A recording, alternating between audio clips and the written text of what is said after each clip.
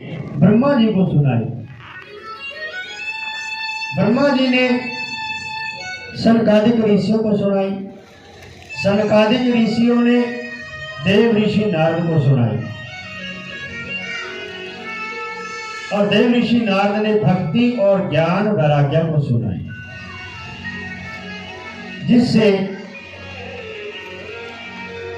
ज्ञान वैराग्य का दुख दूर हुआ, ज्ञान वैराग्य को सचेतता प्राप्त हुई। जैसे ही भागवत की कथा सुनी, ज्ञान वैराग्य उठ करके खड़े हुए, भगवान का भजन करने लगे, क्योंकि भगवान के नाम में वो ताकत है जिसका कोई भी मोल नहीं। भगवान के नाम अगर गलती से भी निकल जाए तो तब भी उसका उद्धार हो जाता है।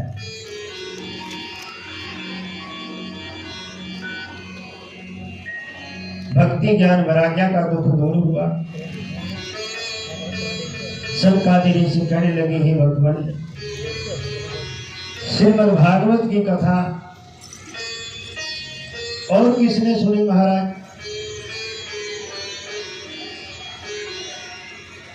भागवत की कथा के अंदर जो भागवत के दर्शन भी कर लेता है, समझो नारायण के दर्शन हो जाते हैं।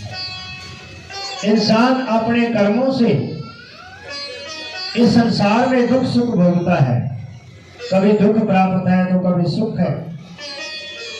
इस संसार के अंदर जीव अपने कर्मों से बड़ा है और कर्मों से ही छोटा है। इस प्राणी को 5 चीजें ऐसी हैं जो मां के गर्भ के अंदर ही प्राप्त हो जाती हैं। आयु कर्म विद्यम, आयु कर्म विद्यम चाहे विद्या निधन में। एक तो उम्र इंसान को कितनी है, आदमी 100 साल जिएगा, 80 साल जिएगा, 90 साल जिएगा, उसको भगवान पहले निश्चित कर देते हैं इस इंसान की इतनी उम्र है। आयु कर्म, ये कर्म क्या करेगा इंसान आकर के धरती पर, क्या कर्म करेगा?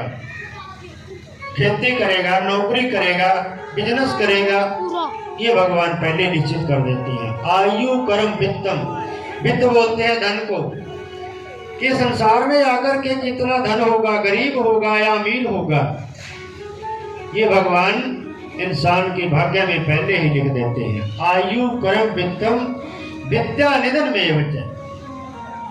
विद्या, ये इंसान कितनी पढ़ाई करेगा, अनपढ़ रहेगा या बीए करेगा या ग्रेजुएशन करेगा या एमबीबीएस करेगा, क्या करेगा, ये उसके भाग्य में पहले लिखी जाती है।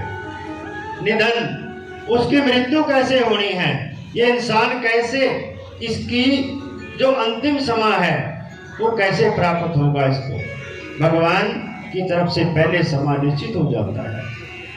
तो हे बंधु, हम इस संसारी जीव इस मोह माया में वैसे ही भ्रम रहे हैं, क्योंकि इस संसार के अंदर आकर के हमें कर्म करने का आदेश दिया गया है कि कर्म करो।